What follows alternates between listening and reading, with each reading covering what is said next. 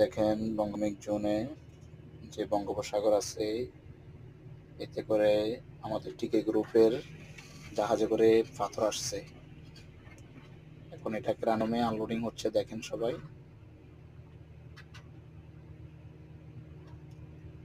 এটা টিকে গ্রুপের জেটিতে আনলোডিং হচ্ছে।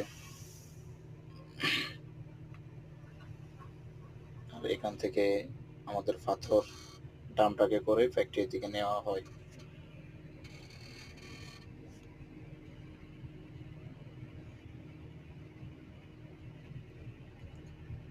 এখানে জাহাজ থেকে আনলোডিং করতেছে আর এক্সকাভেটর দিয়ে ডামটাকে লোডিং করে ফ্যাক্টরিতে পাঠানো হচ্ছে।